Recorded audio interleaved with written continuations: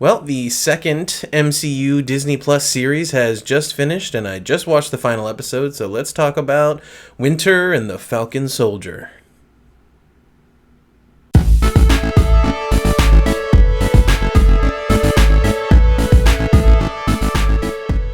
Alright, so for the first part of this video, I'm just going to give my spoiler-free take on it, so I'll let you know very clearly down in the bottom here when the spoilers will be coming, but just to give my initial thoughts on this series, I think when I first, from the time I first heard about this series to watching the first couple episodes, I would say, I felt pretty underwhelmed by the premise of it. It seemed to me like we have all of this crazy high fantasy sci-fi stuff going on with time travel and aliens with godlike powers, and then we have WandaVision, which is all this crazy magic and suspense, and it's like we don't know what's going on. And then we have Falcon and the Winter Soldier. And so to me, it just sort of seemed a little underwhelming.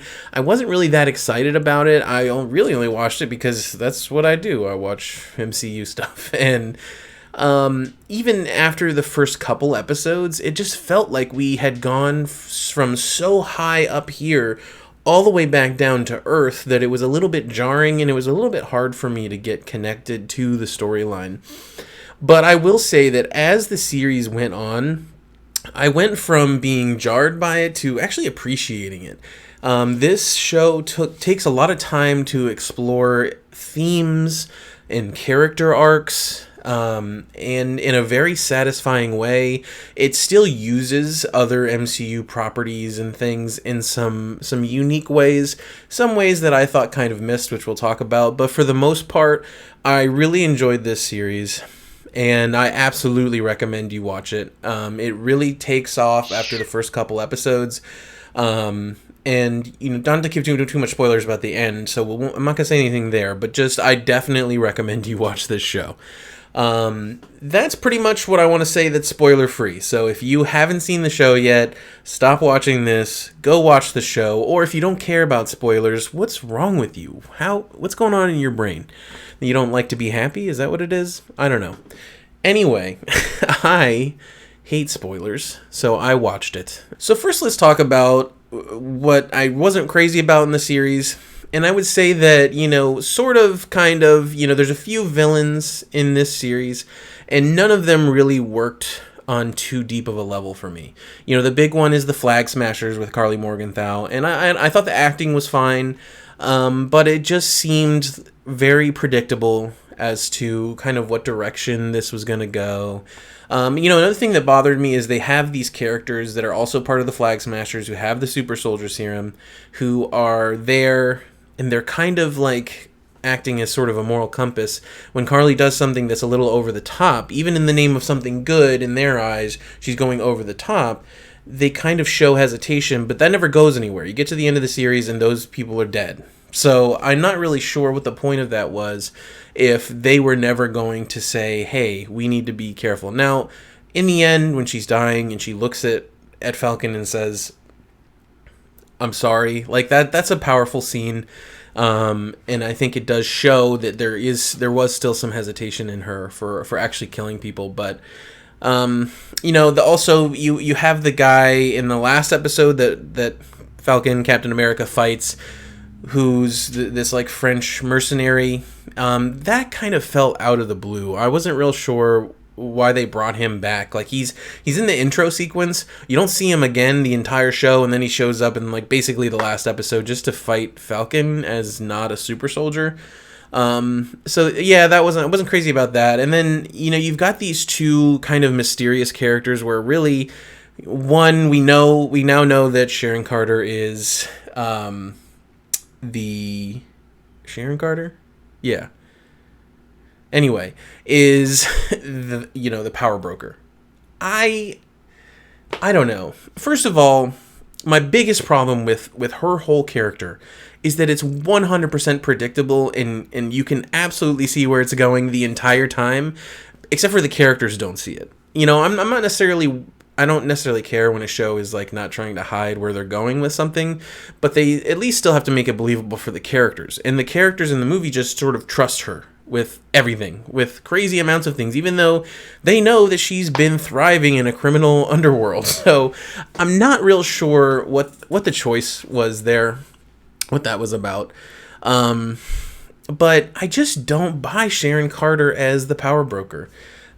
She didn't have really any kind of threatening presence, and I don't think they did enough throughout the series to show her as being this sort of presence, basically. So when you find out that she's the power broker, you're just kind of like, yeah, I mean, right. But it doesn't really connect emotionally for me. And then you've got Val, who, like, she's obviously there just to sort of pique the fan theories. And like, oh, is Hydra involved? And who knows?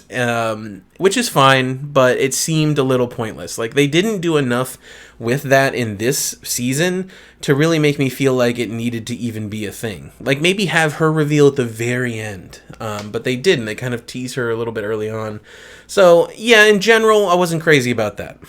The other problem that I have with this series, and really my last problem with the series, is just that it does take a lot of leaps. It takes a really long time. Well, not a really long time. It's 6 episodes, but it takes a couple episodes to start to really ramp up to something that's like exciting to watch and you're kind of getting involved in. And then it really takes its time with some of the themes and the arcs. And then the last 2 episodes, especially the end of the second to last episode and the last episode, they just go zoom right towards the climax. And it spent so much careful time with its down-to-earth themes and character arcs that was really satisfying. We'll talk about that. But then it just sort of says, okay, sprint to the finish. And I kind of felt a little bit the same way about WandaVision. I didn't do a review of that, but that's kind of how I felt about WandaVision. It's super compelling, and then you get to the last couple episodes, and they're fun to watch, they're entertaining, and I'm not saying they're bad. It's just sort of they sort of take off. They kind of ignore the pacing of the rest of the show. But let's talk about what I really liked about this show. And for me, the absolute number one thing I loved about this show is the character arcs. Obviously, I mentioned before, there's a few of the arcs that I wasn't crazy about, but namely, there's 3 really that come to my mind, kind of 4, but mostly 3, which is obviously Falcon, exploring his race and exploring what it really would be like for a black man to be Captain America. I thought, obviously, it's really on the nose as far as what's going on in the news and in this year, but, that's what's going on in the world. And this show takes place in the world. Obviously, it's fictional, but, like, yeah, that's a great point. And I think that I really enjoyed that they kind of explored his personal life and how, even being an Avenger, he still deals with issues of race and issues of discrimination.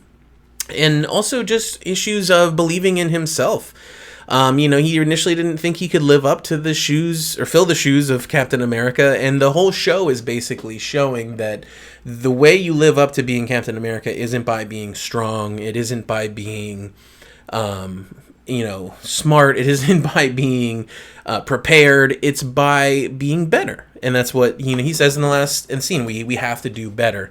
And I think that's when you really get your Captain America moment. You see that he's realized that he has to be the moral high ground for superpowered Avenger people, because most people in power are corrupted by it. And we see that demonstrated on both sides with John Walker, U.S. agent, and Carly Morgenthau. You see that power can corrupt anyone, no matter what their intentions. And that's what made Captain America such a great hero, is that he wasn't corrupted by his power, and neither will Falcon, Captain America, be. So I really enjoyed that. And gosh, I just can't get enough of Sebastian Stan as the Winter Soldier. I just can't. There's never enough to go around. It's like you're passing the plate around and it gets back to me, and I'm like, who ate all the Sebastian Stan? So I just loved every bit of this. I mean, the whole brainwashed super spy turned good guy is such a unique and interesting, well, maybe not unique, but definitely an interesting arc. And we so far haven't got to explore it a whole lot. And I loved that the way Bucky redeemed himself isn't by kicking a lot of ass and being an Avenger and going out and punching people with his robot arm. It's by coming to terms with his past and facing that. And I think when you give Captain America a happy ending, Steve Rogers a happy ending, and he finally gets the girl and he gets to live a life of, we assume, peace. That feels super earned because all the things he's gone through. But for the Winter Soldier, you can't just give him a happy ending. A lot of people are like, well, what happened to his closure? But you can't just, it would have felt cheap to just sort of say, oh, well, and Bucky went back to the past and he lived a good life too, because of all the things that Bucky's done, all the terrible things, even if he was brainwashed. And so coming into this series, it's extremely satisfying to watch him deal with his past, come to terms with it through the events of the film and through the example of Captain America. So it was so satisfying, and I loved every bit of it. And my third favorite character arc in this whole thing, it's got to be Zemo. I love a good anti-hero or anti-villain, I guess you could call him. And I love that he was there to sort of provide the juxtaposition of, there should be no superpowers, and then he's on the other side. He's on the side of no superpowers. They're on the side of the good people should have the powers. And then Sam is right in the middle, and he's saying, power corrupts. We got to be careful. We got to be better. And so I loved Zemo in that position, and the fact that they team up with Zemo, pretty much every scene he's in, I just love it. You really get to see some depth to this character that was really interesting to begin with. That's really all I have to say about it. I just loved it. I guess I can't really dive too deep into why I loved it, but I really did. And I thought there was a lot of emotional depth to his character and his arc. And I think that's important for every character, but especially villains. And I think this show took a lot of time to really dig into the meat of these characters. And that's, I think, what makes it so refreshing for me. Like I said, it was a little bit jarring for it to be so down to earth after some of the stories we've gotten, especially after WandaVision.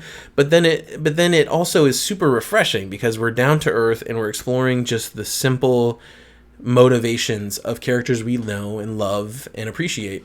John Walker, I guess I'm fine with him.